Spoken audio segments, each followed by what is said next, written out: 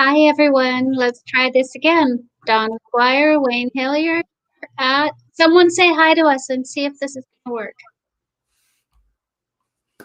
Yeah, this is so weird.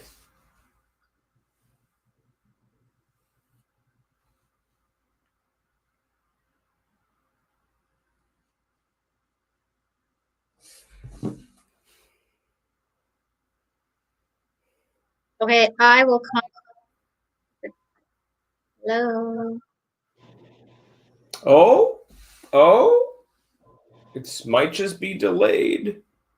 I see some likes. I see some people watching. There's Cheryl. We're in. Okay. So, fun with math and StreamYard. Monday main event. Here we go. Oh, look at this. Everybody's saying hi. We're good. Okay. I think. Oh, here they come. All right, we fixed it. I don't know how. I just did the old. I unplugged it, replugged it, and hit it a couple times, and it works. Oh, there you go. Okay. All right, let us know you're here. Please. As discussed, we're going to talk profits, we're going to talk ROI, we're going to just understand the math so when these deals come across your desk or they phone you up, you can quickly analyze. You see, there's actually a little bit of a pattern here. We did the valuating on Thursday. If you guys haven't downloaded that spreadsheet, I don't know what to tell you. That's all. I don't. Yeah. This is a really cool extension of last Thursday. Obviously, we kind of started getting into numbers a little bit and the valuations. I really enjoyed it. I can't believe you gave us that spreadsheet. That's pretty amazing. Isn't it? Yeah. I love the community. I love that people are so generous. The focus team always is. And then, Dale is he's that kind of guy. So it's wonderful. Teach you stuff. Holly says, my first live with you guys teach me stuff. I'm going to try my best. See, I don't normally do presentations. I am not the guy you put on stage. I'm not. I stutter. I sweat. I get all perspirated. But I'm the guy that you call for questions and answers. So I'm gonna keep this quote unquote presentation as short as possible to minimize the embarrassment. And then we just get right into Q&A, which is what I love. The only thing I love a little more than math.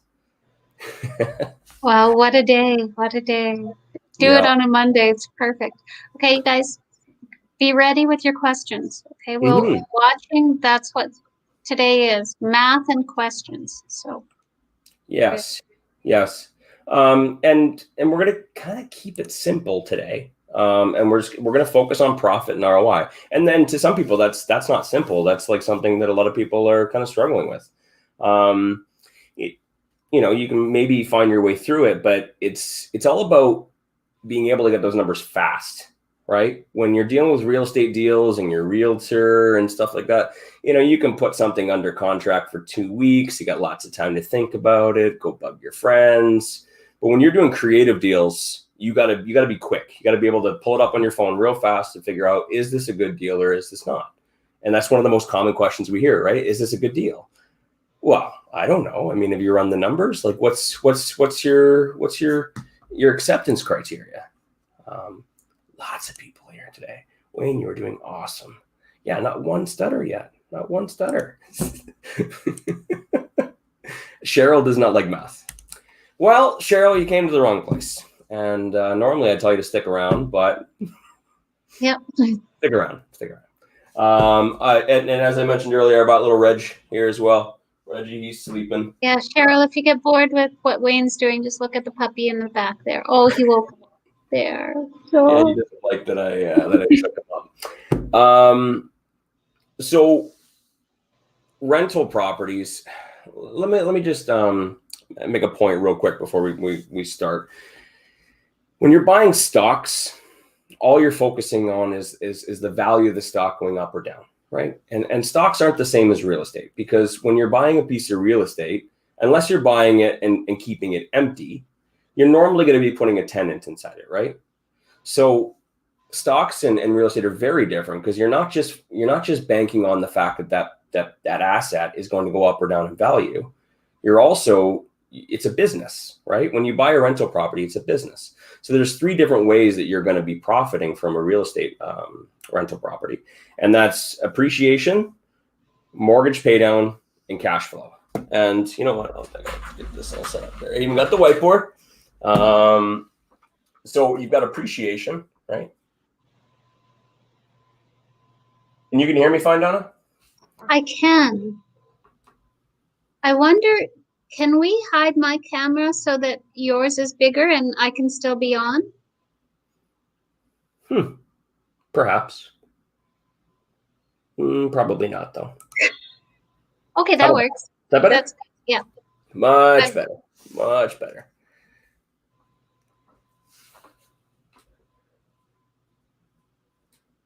You want to know another big reason why I don't do presentations? Yeah. Horrible penmanship. Horrible penmanship. But that's like doctors and mathematicians. That's just normal, right? Oh, don't say that. I can read macaroni pasta and appointment up there, no problem. The last one down here, I hope you can see that. That is cash flow. Okay. So these are 3 different areas you're going to be profiting in a real estate deal. I'm going to start off with appreciation because it's the simplest. Appreciation, let's use a $300,000 house as an example. So you bought a house for $300,000. Doesn't matter whether you're undervalue or overvalue. You bought it, and now that's the value. Appreciation is when the value of the asset goes up in value. Very simple. So today, let's use like a 10-year example. I'm going to hide this in here. 10 years. Or even here. Let's say in 10 years, it's worth, in our market, Donna, I'm going to be conservative and say $350,000. Okay. All right.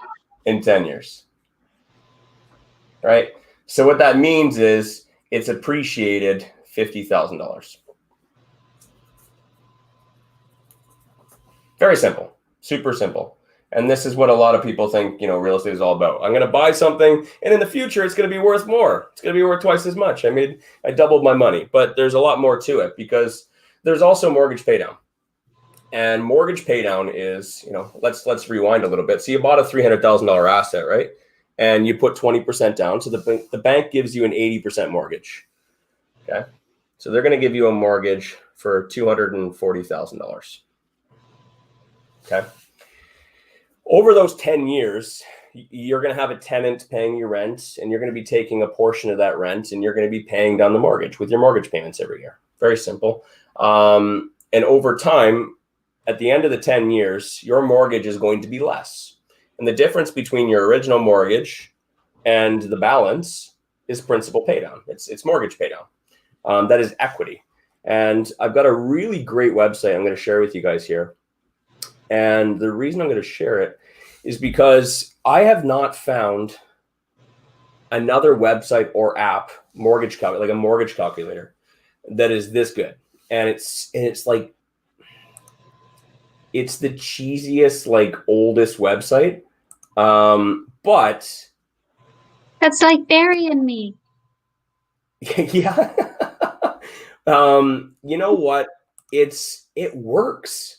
And I've used other apps. I've looked at other websites. At the end of the day, I always go back to this one because there's a lot of cool features in here that the other ones don't have. I'm just going to remove this here so you guys can see better. So this mortgage calculator, if you want to find it, you can either copy that link up there, or the easiest way that I do it is I just Google Mortgage X extra payment calculator.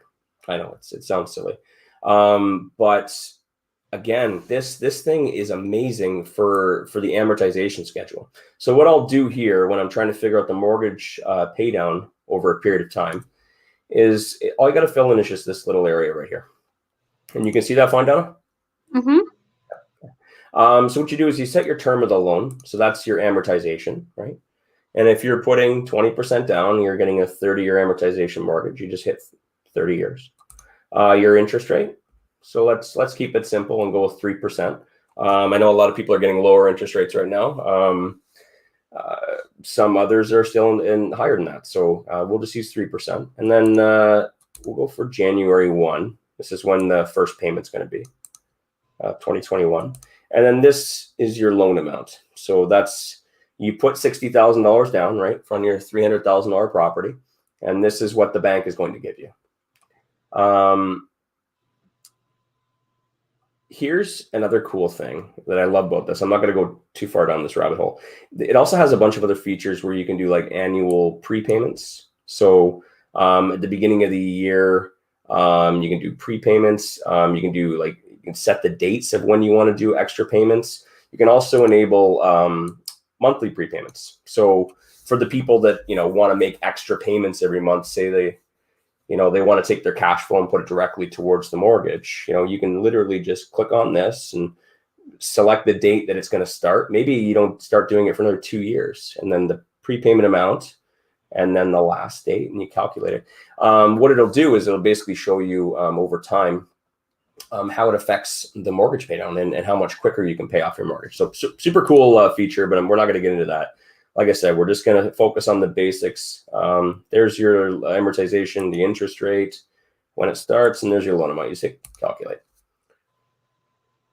So right here at the top, all this information right here, it breaks it down. So your loan, your interest, and there's your mortgage payment.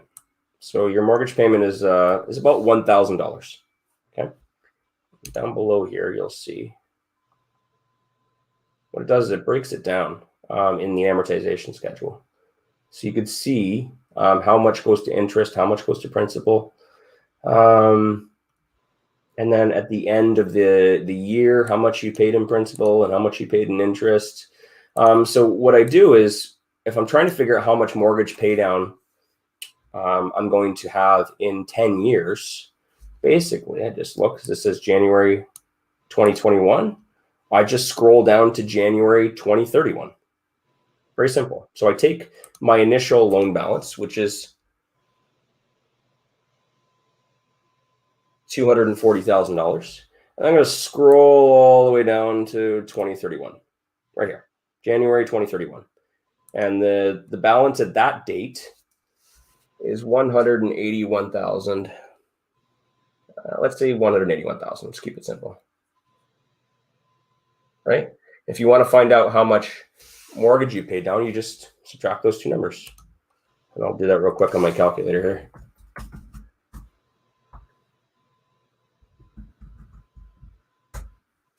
It's 59,000. So far you got, appreciation of 50,000. Now you've got your $59,000 mortgage pay down. Okay. And again, if you, I'll send you guys the link for this website if you want to use it. It's entirely up to you. And honestly, if someone else has a better website that has all those features, please send it to me. But until then, I'm going to keep using this super old website. You are back on, Donna. Just letting you know. I was always on this one. Okay. And so as you can see here, again, it might be a little bit easier to see. We had the initial, we subtracted the 181, and this is our mortgage pay down here. Okay. Cash flow now. In order to determine your cash flow,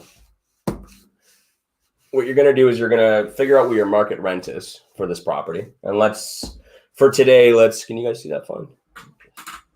Okay. For today, we'll use $1,800. Okay. And what you're going to do is you're going to subtract all your expenses. Okay. So you're going to subtract your mortgage payment. Is that fun? Yeah. And the mortgage payment we determined earlier was $1,000 a month. Okay. And you're also going to subtract your property taxes. This is where it starts getting messy. So that's $250, let's say, on average. You're also going to subtract your insurance. Insurance is about $125. And also you're going to subtract your other, I apologize, it's hard to see that. Your reserve. So you're also going to take out money for your reserve. You want to set aside money for repairs and maintenance, and you want to set aside money for vacancies. Vacancies are inevitable. They're going to happen. Watch out there, little Reg. I can see a little bit better. Vacancy, the rule of thumb is 8% of your rent. Okay. So our rent is, apologies. Oh, my calculator. If your rent is $1,800 and it's 8% of that, unless you can get it faster, Donna. I had to reach up here. Sorry, I should have, but That's okay. If you set aside 8% every month, that's $144. For anyone who's curious why 8%, it's because 8% works out to be almost 1/12. So if you put 1/12 away every month, at the end of the year, you will have a full rent payment, essentially. So if you assume that you're going to have 1 month vacancy for every year, you're setting aside 1 month's rent of rent, so that if a tenant has a 1-year lease and they decide to leave at the end, you have enough funds in your reserve to cover your expenses for 1 month. And in most cases, you can fill it. And if your tenant stays 3 years before they move out, now you've got 3 months worth of rent built up into your reserve fund. The last one is repairs and maintenance. And I don't know if you guys can see that or not. I just put R&M. And depending on your property, depending on how old it is, if it's brand new turnkey, some people will put less money away, but rule of thumb is 4%. So same thing, that would be half of that. So 4% of your $1,800 is $72. Okay. This is how you calculate your cash flow. So what we're going to do is we're going to subtract all those numbers. I'm going to subtract, so $1,800 of rent, take away your $1,000 mortgage payment, subtract your property taxes, subtract your insurance, subtract your vacancy, and your repairs and maintenance. Leaves you with, I'm going to put it up here so you guys can see it better, $209 of cash flow. Okay. So that's paying all your expenses, plus that's putting money away into your reserve. I mentioned earlier, if you're buying a rental property, it's a business. You have to put money aside. You have to have a reserve fund, and you also have to keep replenishing that reserve fund, because over time, there's going to be things like a toilet flap or a baseboard that comes off. There's going to be things that need to be repaired and maintained, right? You're also going to have tenants coming and going, right? So you want to make sure you keep replenishing your reserve fund so that it never depletes down to a level where you don't have enough for something or you run out. That is when you have to pull money out of your own pocket, which is not the point of real estate investing, right? It's supposed to be self-sufficient. It's supposed to run itself, just like a business, okay? But even after all that, you're still going to have an additional $209 a month, okay? Now, if we want to figure out how much cash flow in your pocket profits you'd have over 10 years, it's very simple. You just multiply it by the amount of months in 10 years, which is 120. So over 10 years, I wish I had more room. I apologize. It would be $25,000. Okay. Now, if you want to find out your total profit on your rental property over the 10 years, we'll go over here. What you're going to do is you're going to add your appreciation plus your mortgage pay down plus your cash flow. Okay. So that right there is 50,000 plus 59,000 plus 25,000 equals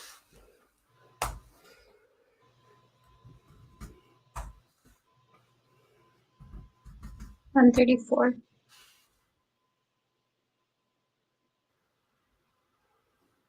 134? I did it well. Thank you. I'm glad you did it. 134,000.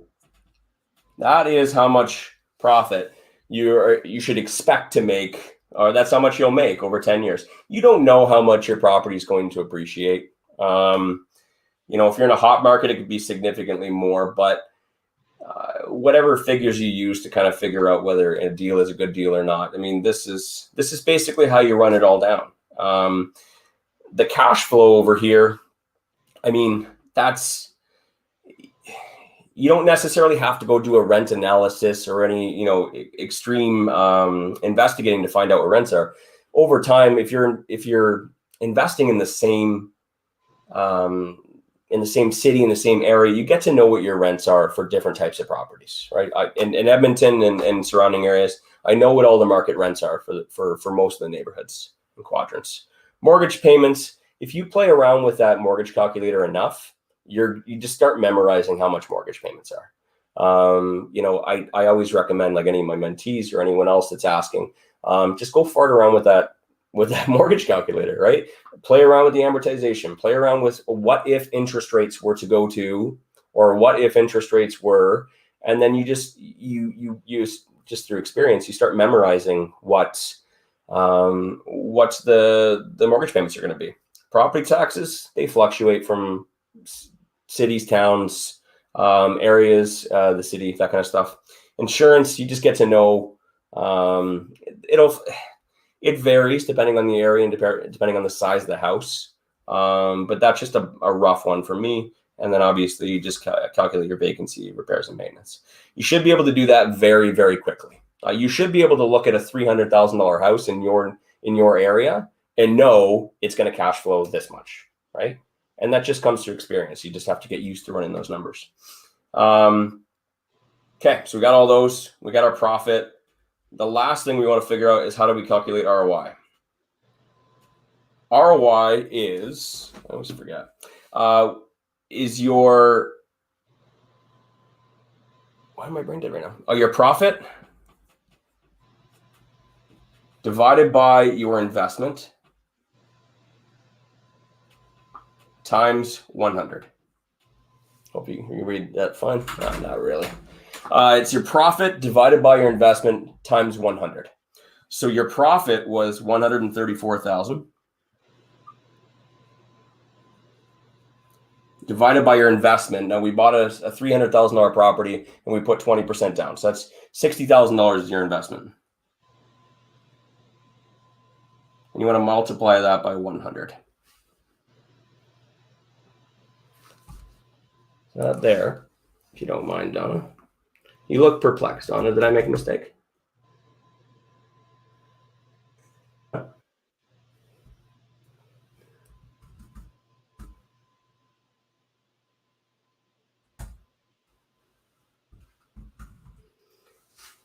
It is a 223% return. Hopefully you guys can see that, just barely. Over 10 years. Now, if you want to figure out the annual average return, just divide that by 10 years.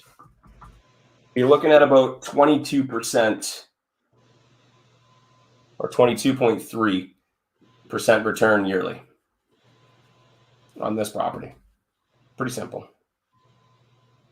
And that's it. I mean, that's how you calculate the numbers. You try and figure out what your profits are. You try and figure out what your ROI is. You know, every city is going to be different. Every market's going to be different. Some markets have good rents and bad prices. Some markets have great prices, horrible rents. So we're not going to get into how to choose a market, but you need to find a market that has a good rent relation to the purchase prices. And obviously, you know, interest rates are important as well. Tons of messages. Have you been following, Donna? Yep. Yeah? So the first one is about the mortgage calculator website. When you shared your screen, it didn't show the URL, the website. The URL?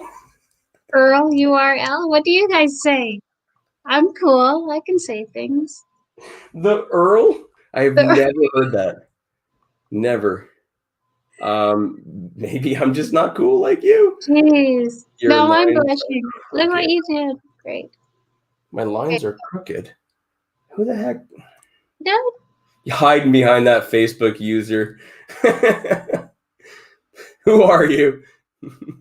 I don't see the question here. But the URL, what I will do is maybe I can just type it right here. Sure. You know what I'll do? I'll just type it in right here and let's see if it works. And if it doesn't, then maybe you guys can get it. There. There it is. There. That's it. That's the link. Highly recommend it. I mean, use whatever you want, but at the end of the day, I like to be able to see, that was a very easy example of 10 years, but I want to see, okay, how much have I paid off over 4 years? How much have I paid off over 5 years? Because especially when I'm looking at an agreement for sale deal, I don't have the numbers memorized for 25-year amortizations at 2.1%, right? Come on. If I'm good, but I'm not that good. It's it's easy to know the numbers that you're used to because I'm used to putting 20% down as an investor. But a homeowner who, bought it as their own primary residence and got a 25-year amortization mortgage and got significantly lower interest rates because it's a homeowner interest rates. I just quickly pull up my phone real fast and I type in those numbers and it'll tell me what the mortgage payment's going to be. So I'm going to know right away, is this thing at a cash flow, right? Because I know all my other figures, but I need to know what the mortgage payment is going to be. That's what's going to push it over and make it a negative cash flow. And then lastly, I mean, I want to see how much mortgage pay down there is. A lot of times I don't factor in appreciation because I don't know in my market. In your market, if it's good, put whatever figure in that you think. But this is pretty much the mortgage pay down is the only guaranteed profit I have on my agreement for sale. So that's it right there. And when I take that number, what I'll do is it's probably a significantly lower investment, right? It's a lower down payment. Might be zero money down, might be $5,000 down. You can imagine how large the ROI is going to be if my profit's $59,000 and I only have to put $5,000 in, right? So that's why I love agreement for sales, not only because the person carries the mortgage, but I get the ROI on the little investment that I have to put in is huge. We're talking 1,000, 2,000%. Okay, now bear with me because I have to scroll back quite a few comments. So again, if you guys have questions, please add them in because today wasn't necessarily about a presentation. I just wanted to give the basics, the fundamentals. But what I want is, I'd love for you guys to ask your questions about how to calculate profits, how to calculate ROI.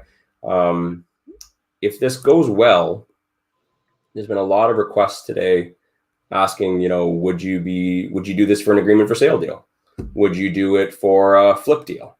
And we can definitely do that. I mean, so long as there's good engagement. It's you guys.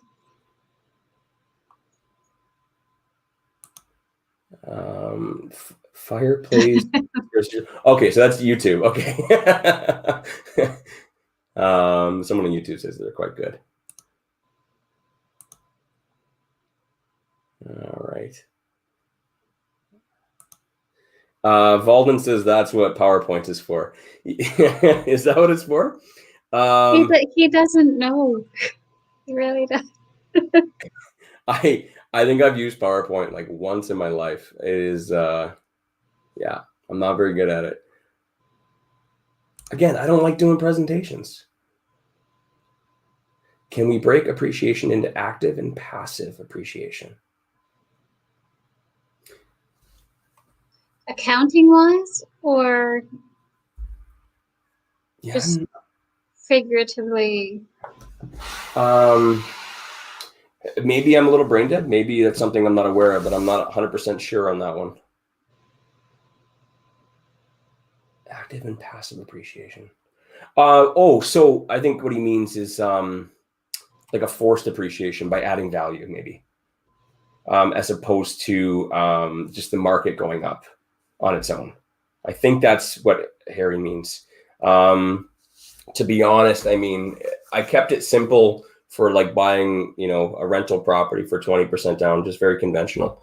If you were to do renovations, I mean, you could add an extra square and, based on how much the renovation cost and how much it increased the value as well. But I'm going to keep it super simple today. Once we get into talking about flipping and adding renovations, etc., remember, you guys, that Sean Impey has offered his flipping spreadsheet as well, which is really great analytical tool for flipping. So just saying, the tools are there, you guys, or here. They're in our group. Yeah. Harry asked, can it calculate interest only? I just checked, and that's a great question. That is one feature that it does not have that I'm aware of. The website's a lot bigger than what I showed you guys, so you can definitely check that out. I mean, interest only payments. That's very simple math to do if you're doing interest only payments. You might be able to do that with a calculator. Okay. Harry also says repairs and maintenance seems low. I use the general rule of thumb for 4%. It depends on the type of property that you're buying. If you're buying something that needs work or there's deferred maintenance, you're going to want to put away a little bit more money if a furnace needs to be replaced in 2 years, say, for example, right? Or some of the shingles are starting to peel back. You'll do your initial analysis and determine, or either that, a larger percentage for repairs and maintenance, or put a larger amount in your reserve fund initially. Reserve fund, again, that'll vary based on everyone's level of comfort, but normally at least 3 months worth of rent to make sure that that's a good starting point for a reserve. Oh, Harry again. Sorry, Wayne, what was reserve fund?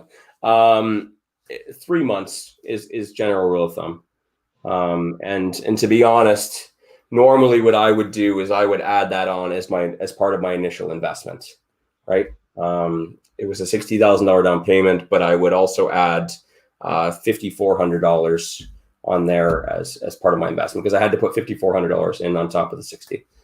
So I would normally add that into my ROI calculation.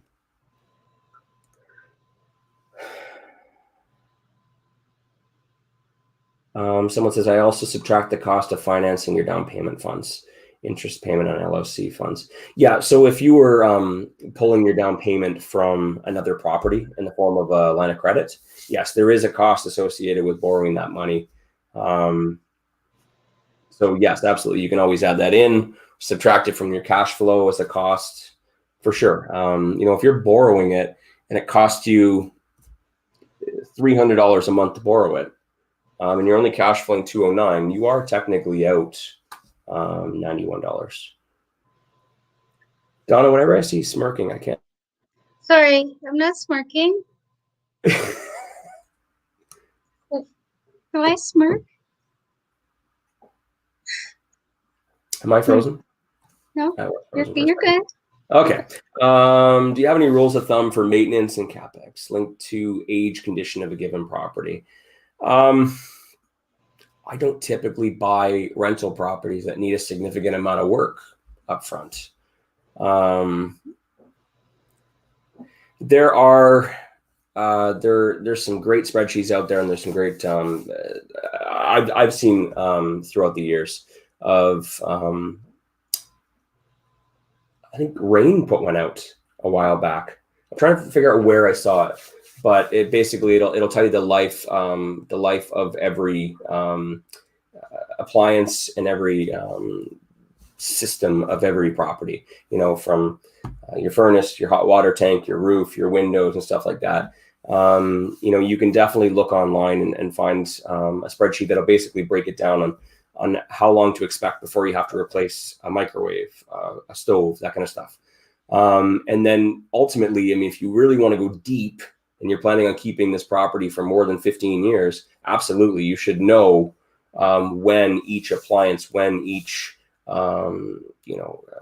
window and everything else is expected to need to be replaced, because that'll ultimately determine what percentage that you're comfortable with for your repairs and maintenance. I got to give it to Harry today for all the questions. This is lots of questions. Thank Good. you, Harry. What about legal fees and other closing costs? Yes. Typically, I would add that on to my initial investment. Yeah, you want to know how much money you're in, and to back up, the reason why I don't buy properties that have deferred maintenance is because if I have to repair something immediately, say the roof needs to be done and the furnace needs to be replaced, and that costs $15,000. Yes, maybe I just, I may have increased the value of the property, hopefully $15,000, maybe not. But that's an extra $15,000 of my investment. That lowers my ROI. Instead of it being a $60,000 investment, it's a $75,000 investment. So that percentage actually goes down. The more money you have in, the less return you're getting, because your profits are fixed. You can't change those unless you can increase the rent, or unless you know someone who can lower your interest rate. You can't increase your profits. So I want to make sure my investment is as low as possible. Side note, that's why I love agreement for sale. The less money you can put in for investment, the better your return on your investment. Rather than putting $60,000 into one house, I could get this on an agreement for sale for $15,000 down, and I can buy 4, right? And that's 4 times the profits. Don't do that unless you can have the time and energy to manage those. We go by numbers. We go by solid deals. Yes. Sean, you mentioned Sean earlier. Here is his contact information. He's a great resource. Okay, I gotta scroll back up here again. Sorry, guys. I apologize.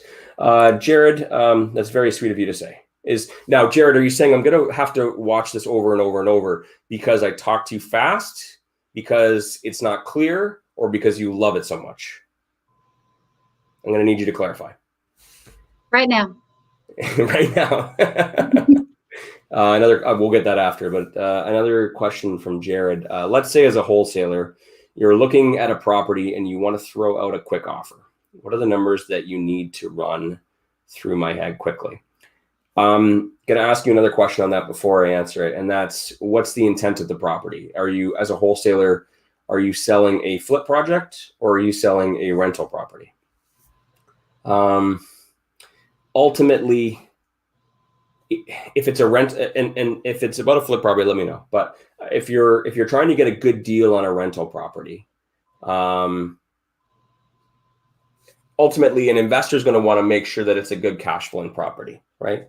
If they put 20% down in this market, and with these interest rates that we're dealing with right now, will the rent cover all the expenses plus more, right? That's what an investor is looking for.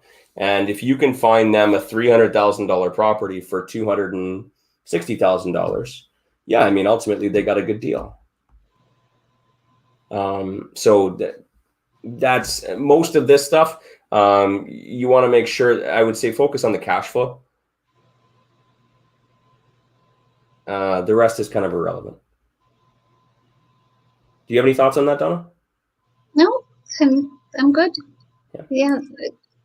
He wants it as a flip, so. As a flip, the numbers are going to be, is that what he said? Mm-hmm. Numbers are going to be slightly different because we'd have to add in, the cost of renovation and the after repaired value, which, Donna, if you're okay with, maybe in the future we can have someone on, maybe a flipper, someone who's a little more savvy with it. I know my numbers, but I don't claim to be an expert on flipping. So maybe we'll have a flipper on in the future that can kind of go through the numbers and show you how to analyze flip deals. Because as a wholesaler, you need to know wholesaling is not just about getting something under value.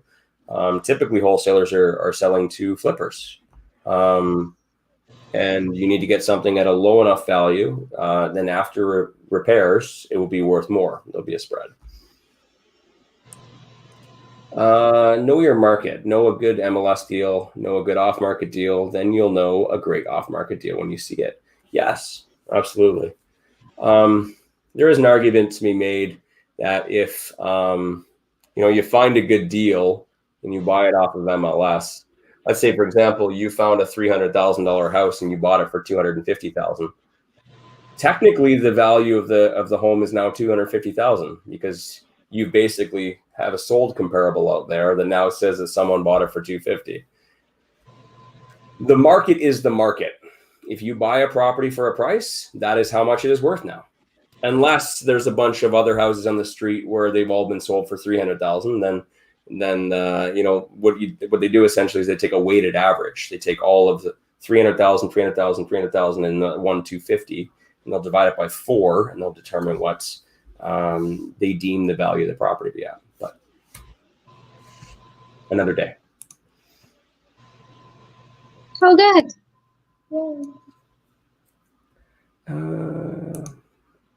Do you like student rentals by Nate or family rentals? Do you want to answer that personal question, Donna? No.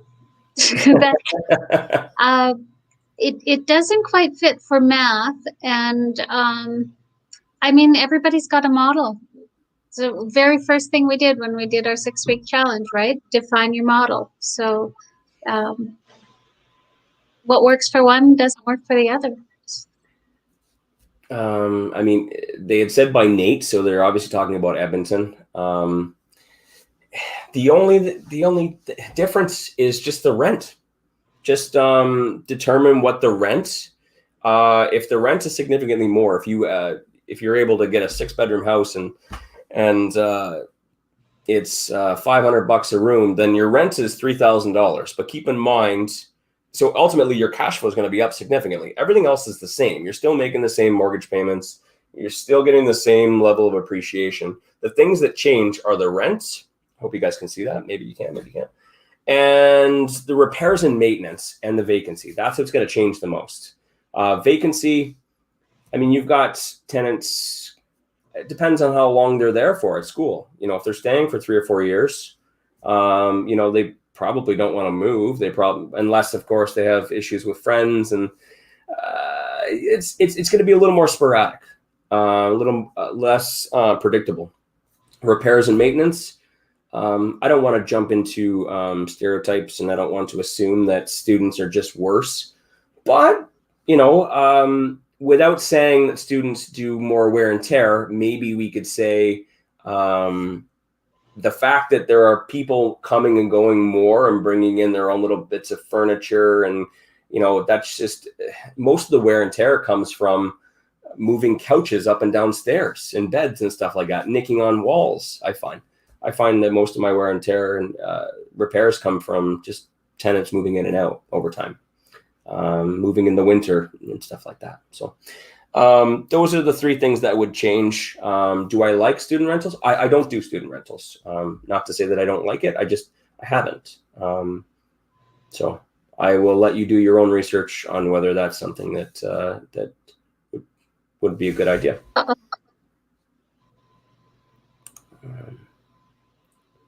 Okay, so I was correct. Yeah.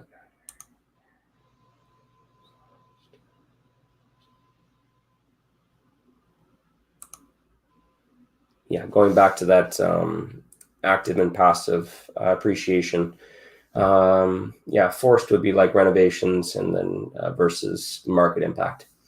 We'll get more into renovations and stuff like that in the future, or flips.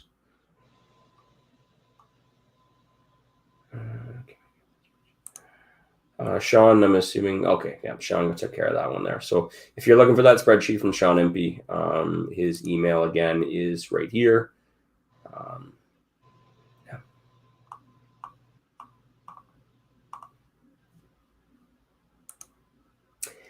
Why was Donna smirking? Woman of mystery. That's me. I'm a woman of mystery, guys and gals. Do you think we'll get more likes if I bring in this small little puppy? Did we need more likes? I thought we were doing I that. don't know. I'm trying to do whatever it takes in order to get better numbers than Barry on Thursday. Then you should have had Reggie on your promo video.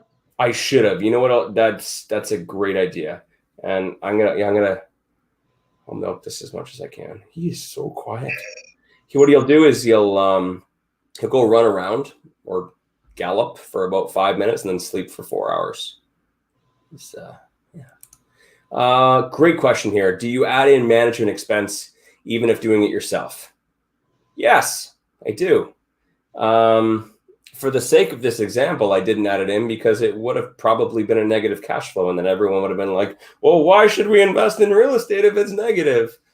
Well, that's because based in our market, based off this rent and that purchase price, it doesn't really cash flow the best, considering vacancy, repairs and maintenance, and property management. You need to find a property type that has a good, and in a good market, that has a good rent to expenses ratio. So in our market, obviously, suited properties is the best for that. Do you want to sit on the table, bud? So suited properties, but again, I didn't want to overcomplicate it today. I just wanted to keep the numbers simple. But absolutely, yes. If you're crunching the numbers, you should probably put in property management, unless, of course, you're planning on doing it yourself. The life of each of the main items would be great to have in the group as another resource. Any way to get it to the group? Did I miss something there? Oh, you were talking about the lifetime life expectancy of appliances, etc. That form that you thought Rain had. I believe they put it out a couple years back, but you know what? Maybe I'll do a post later today, and I'll see if anyone has access to a resource like that, and see if they'd be willing to share it.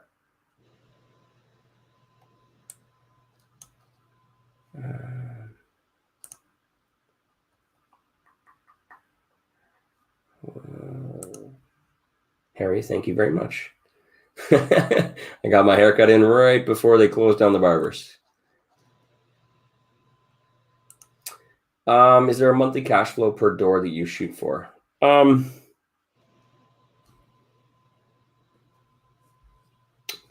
don't really have much control over in your own market. I don't really have a number. I just want to make sure that the very least that my vacancy is covered, my repairs and maintenance are covered. If I have property management, that's covered, and also a little buffer. And the buffer is there to ensure that, this is based off today's numbers. There's a lot of things that can change over time if you're doing a long-term rental property. Interest rates can go up. I'm not going to speculate, but we are at a historic low, and it will not stay this long forever. So do your own research that's why I say go back to that mortgage calculator and play around with the numbers. If you're buying a property, hey, what if in a couple of years interest rates are 4%, which not too long ago they were 4%, like 8, 9, 10 years ago. That's normal. And we thought they were low then, right? So you want to make sure there's a buffer there. So if the interest rates do go up, your mortgage payments go up, it doesn't suddenly become negative cash flow. As well, rents are out of your control, right? The market is the market. If rents do go down, you want to make sure that you've got a good cushion, a good buffer of cash flow to cover you in the event that happens. So being $209 a month, it's a little tight, but that's just the numbers of our market. That'll change depending on where you're investing.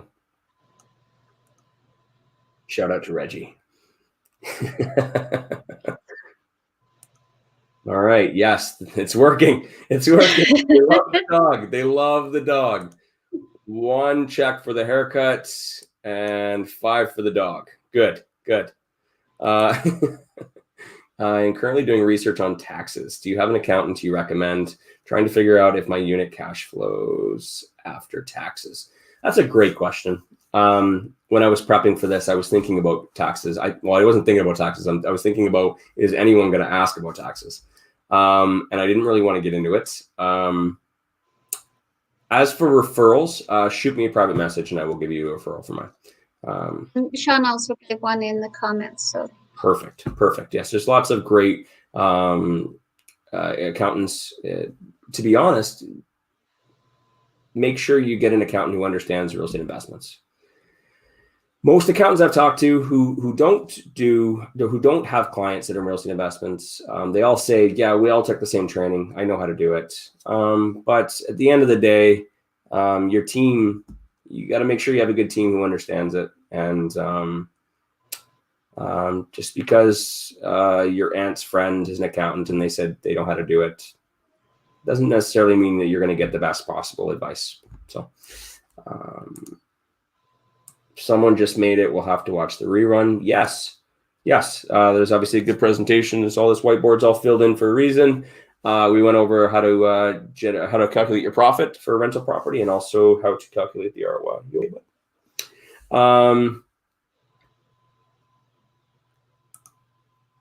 Add property management to pay yourself. Yes. Someone says 1 damn deal done. Who are you, mystery user? I think I know who that is. You think you know who it is? Well, mystery user and anybody else watching, congratulations, by the way. Congratulations. Yay. That's awesome. In case you're wondering why it says Facebook user, as I've mentioned before, go to StreamYard.com/Facebook and then authorize StreamYard to show your name. That way we know who you are. And we can congratulate you appropriately. So just quickly here, says Jared, asking price of Jared, come on. Asking price of $289,000, square foot 1,100. It's pretty trashed. Say $45 square foot for renovations. ARV is $315K. Highest asking price to break even would be like $265. I don't have my calculator handy. It's okay. You don't need it. Yes. We'll do flipping another time, but obviously you want to find a low enough price so that if you add in renovations and your wholesale fee, there'll be a good spread for a flipper, and then subtract realtor fees as well. I'll leave it at that. We can go into the details of that more another time.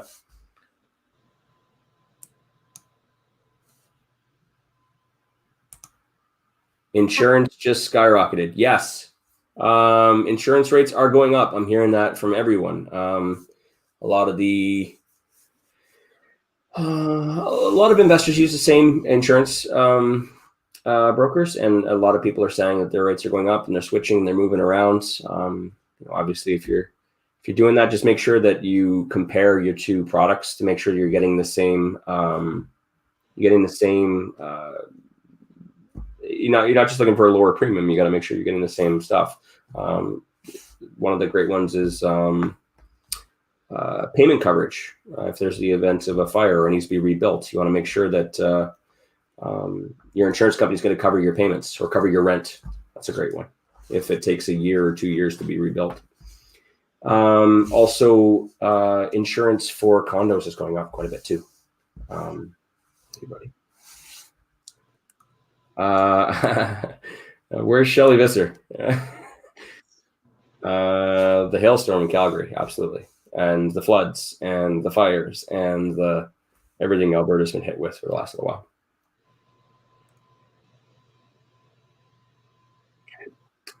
Just getting down to the bottom here. If you guys have any more questions about calculating profits, we got a couple minutes left here. or analyzing deals. Lots of comments today. That's awesome. Lots of comments. What would be my ideal cash flow on a property? As I mentioned before, I want to make sure that my repairs and maintenance are taken care of. I want to make sure my vacancy is taken care of. I want to make sure my property management is taken care of. And then I want to make sure there's a good cushion on top of that in the event that rents go down or interest rates go up. So, I mean, the more the better, right? That's ultimately how you determine what a good deal is, right? If it profits well, yeah. If it profits well, and you've got a really strong cushion with that cash flow, because that lowers your risk, right? The more cash flow you have, the less risk. And if you can make a good ROI on a property and have low risk, then in my opinion, you got a good deal. Harry is working on the fourth damn deal. Good job. Congrats. Very much. Thanks, Don and Wayne. Love the puppy. Got to go to another meeting. Thanks for joining, Mr. User, and enjoy your other meeting. Renos are closer to $80 to $90 we found per square foot. That's going to depend, obviously, on the level of finishings. And location, of course. Yes, location as well. Absolutely. Yeah, work it, dog. Work it. And that's it. I think we got through all the questions. No one else has more. We're just at an hour. I think it went well. Hopefully that helps people out in determining how to quickly run the numbers. So this is pretty basic, but and I know a lot of people are going to be like, yeah, but what about agreement for sales? That's it. That's it. You just need to be able to run the numbers very quickly in a mortgage calculator to figure out what the mortgage paydown is going to be. Ow. And I mean, you want to know what the cash flow is going to be. Is it going to be break even, negative? You just take those numbers and you add them in, and then you divide by your investment. And that's how you determine what your ROI is going to be. It's very simple stuff.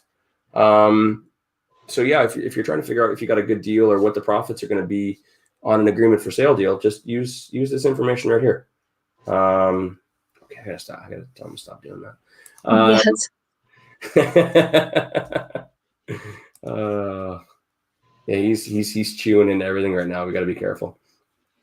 And they call it puppy love. Yeah, I went and picked him up for the girls, but I went and picked him up, and I figured I'm gonna go and do that drive first, connect with him nice and quiet, and because it's gonna be loud when we get home. But on the drive home, we had a connection. Now he's my dog, and that's it. Yeah. Is that great? Listen, you guys, let us know what you want to hear. We've got ideas, but in all that, if there's stuff that you're looking for, let us know. You let us know. Otherwise, we'll just keep doing what we think you guys want to hear instead of maybe what you really do want to hear. Deal or no deals are pretty popular. I think people are really liking that. They're loving stuff like this because it's going deep into how to analyze deals, which I believe is everyone's biggest hurdle, right? That analysis paralysis I was talking about in that little promo video. That's people are stuck and they don't know what's a good deal, and really it just comes down to doing the math real fast and knowing what it is that you're looking for, what it is that you're okay with, and just taking action. That's how you get that first damn deal. Okay, you can stop. Yeah. Do you have anything else, Donna, before we wrap her up? No, I've got nothing. A little plug for Barry for Thursday. Should I do that? He keeps getting the numbers. We're doing sexy title insurance. Right? Sexy title insurance. Makes sense to me. Mm-hmm. But Thursday, just remember, Thursdays, yeah, Barry Thursday, title insurance, but main event is Mondays. Yeah, that is the main event. Monday. Yeah. Okay. Okay. Thanks all. We'll see you Thursday, Monday. Bye.